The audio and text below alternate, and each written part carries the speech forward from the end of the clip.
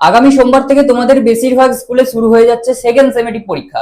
আর এই second summative পরীক্ষার আগেই কিন্তু অনেক ছাত্রছাত্রীদের মনে ভয় রয়েছে। কোন বিষয়ে? না, ইতিহাস। দাদা, ইতিহাসের এই কয়েকটা দিন আগে যদি তুমি সাজেশন দিয়ে দিতে খুব ভালো হতো। আচ্ছা দাদা, আমার তো সোমবারই প্রথম পরীক্ষা শুরু হচ্ছে, আবার সোমবারে ইতিহাস পড়ে গেছে, কি করব? রবিবারটা মাঝখানে কিভাবে কাজে লাগাবো? কোন কোন টপিক গুলো দেখে যাব? কোন কোন সাজেশন গুলো ফলো করে যাব? ভয় খাওয়ার কোনো দরকার নেই, কারণ আমাদের মেন লক্ষ্যই সেকেন্ড সেমেটিভ পরীক্ষা নয়। সেকেন্ড সেমেটিভ পরীক্ষার জন্য আমরা এত চিন্তা করে আমাদের হাই প্রেসার করব না, ঠিক আছে?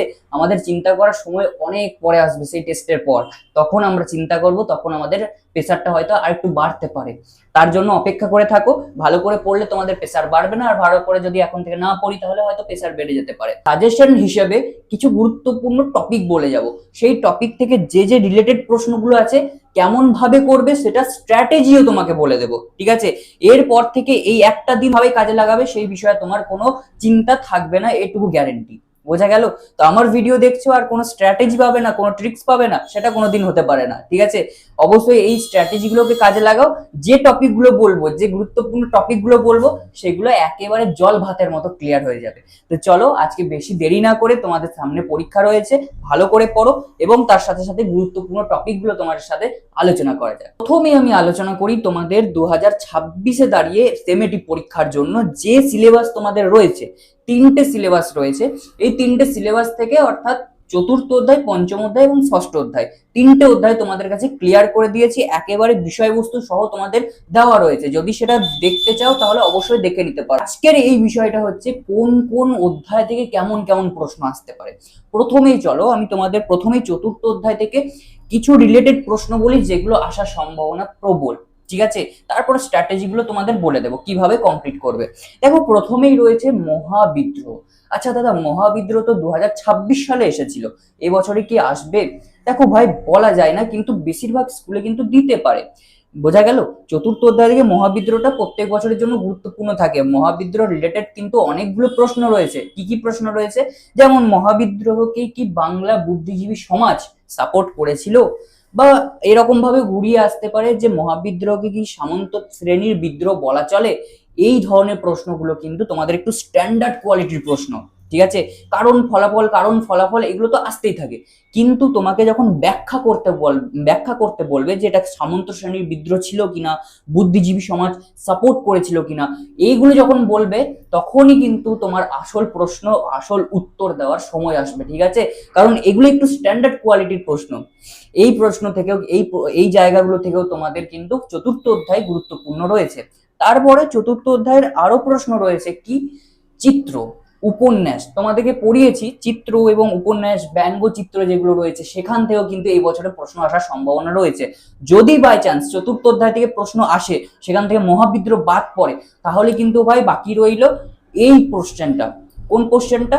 তোমাদের চিত্র এবং উপন্যাস, এই জায়গাটাও কিন্তু অত্যন্ত গুরুত্বপূর্ণ। তারপরেও রয়েছে হিন্দু মেলা, রয়েছে বিভিন্ন সভা সমিতিগুলো রয়েছে, ঠিক আছে? সেগুলো তোমাদের পড়িয়ে দিয়েছি। পরবর্তীতে পঞ্চম অধ্যায়ের একটা গুরুত্বপূর্ণ টপিক রয়েছে, বেশিরভাগ স্কুলে আশা করাই যায় এই টপিক থেকে প্রশ্ন আসতে চলেছে, তোমাদের জন্য প্রশ্ন ছেপে গেছে।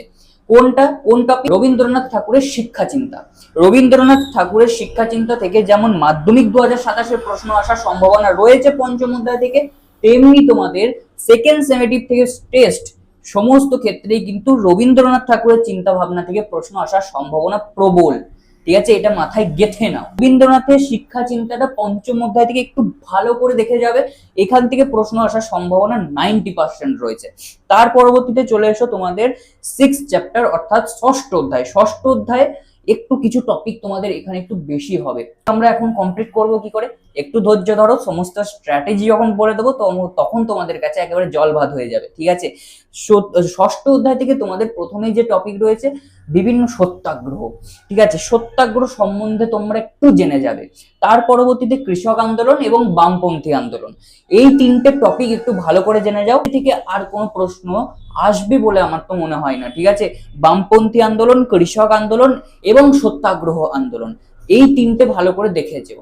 তার পরবর্তীতে মহারানীর ঘোষণাপত্র, ঠিক আছে? এটা একটু ভালো করে দেখে যাবে। এবার চলে এসো স্ট্র্যাটেজিতে, মূল বিষয় এগুলোকে কমপ্লিট করবে কি করে। দেখো এগুলোকে কমপ্লিট করার জন্য কিন্তু আমাদের হাতে আর বেশি সময় নেই।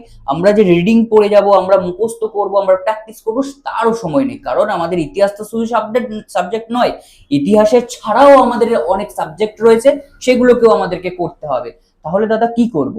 তাহলে দেখো এই যে টপিকগুলো বললাম, এই টপিক রিলেটেড যে যে প্রশ্নগুলো বললাম, যেমন মহাবিদ্রের সঙ্গে যেমন জড়িত রয়েছে মহারানীর ঘোষণাপত্র, ঠিক আছে, এই যে রিলেটেড প্রশ্নগুলো রয়েছে না, এই রিলেটেড প্রশ্নগুলো তোমাদেরকে কি করতে হবে, ভালো করে তোমরা বিষয়বস্তু যদি তোমাদের জানা থাকে, এই ব্রহ্মাস্ত্র যদি তোমাদের জানা থাকে, তাহলে তোমাদের শুধুমাত্র যেটুকু তোমাদের বলেছে প্রথম থেকে ভূমিকা থেকে শুরু করে একেবারে উপসংহার পর্যন্ত সমস্ত পয়েন্টগুলোকে মনে রাখো।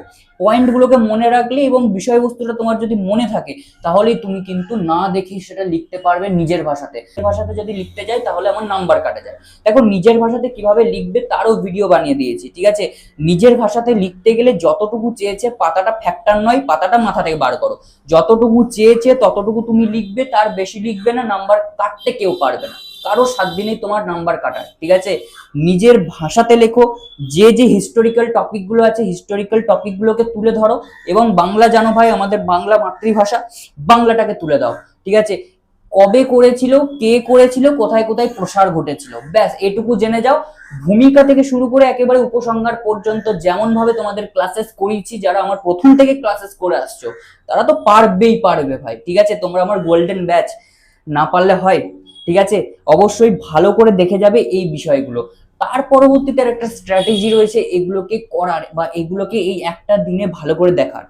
দেখো অনেকের এখন সিলেবাস হয়তো কমপ্লিট হয়ে গেছে, আমি ধরে নিতে পারি যে সেকেন্ড সেমেস্টার পরীক্ষা যখন সামনে চলে এসেছে তখন আমাদের সিলেবাস কমপ্লিট হয়ে গেছে। এই যে সিলেবাস কমপ্লিট হওয়ার সাথে সাথে স্যার ম্যাডামরা যে যে সমস্ত প্রশ্নগুলো দিয়েছিল সিলেবাসের রিলেটেড, সেই প্রশ্নগুলো করে যাও, ভয় খাওয়ার দরকার নেই, সেই প্রশ্নগুলো করে যাও, সেখান থেকে দেখবে প্রশ্ন আসবে, সেখান থেকেই অনেক প্রশ্ন তোমরা কমন পেয়ে যাবে। স্যার ম্যাডামরা যা যা সাজেশন দিয়েছে, যা যা এই স্কুল যাওয়ার আগের দিন পর্যন্ত, সেমেটি পরীক্ষার আগের দিন পর্যন্ত যা যা প্রশ্ন তোমাদের লিখিয়েছেন, যে যে জায়গাগুলো তোমাদের হাইলাইটেড করে পড়িয়েছেন, সেই জায়গাগুলো একটু ভালো করে দেখে যাও, বোঝা গেল। তাহলেই কিন্তু সেখান থেকে দেখবে অনেক হুবহু কমন প্রশ্ন পেয়ে যাবে, তোমাদের আর কোনো চিন্তা করার দরকার নেই, আর কারোর দিকে তাকাবার দরকার নেই, বোঝা গেল। এই যে ষষ্ঠ অধ্যায় থেকে 3টে টপিক আছে, এই 3টে টপিক কিভাবে করব। দেখো সত্যাগ্রহ এবং কৃষক যে আন্দোলনগুলো ঘটেছিল, এগুলো কিন্তু এক একটা রিলেটেড আছে, ঠিক আছে। চম্পারণ সত্যাগ্রহ, তারপর বারদৌলি সত্যাগ্রহ, এগুলো কিন্তু কৃষকদের সঙ্গে, শ্রমিকদের সঙ্গে অনেকটাই ওতপ্রোতভাবে জড়িত।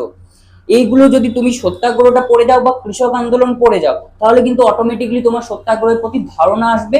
সত্যাগ্রহ সম্বন্ধে যদি কোনো টিকা লিখতে দেয়, বারদৌলি সত্যাগ্রহ বা চম্পারণ সত্যাগ্রহ বা খেদা সত্যাগ্রহ, এই 3টে কিন্তু অত্যন্ত গুরুত্বপূর্ণ আমাদের সত্যাগ্রহ।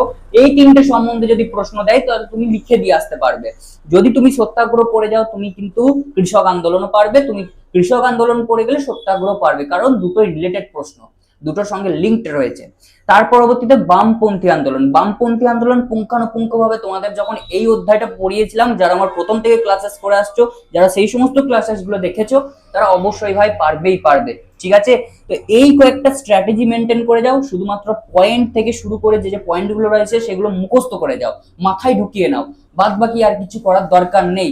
সেই সমস্ত পয়েন্টগুলো মনে যাও, উপসংহারটা কেমন করবে, ভূমিকা কেমন করবে দেখে যাও, ওখানেই তোমার যদি ভালো করে উঠে যায় নাম্বার, তাহলে কিন্তু আর কোনো টেনশন থাকবে না, বোঝা গেল।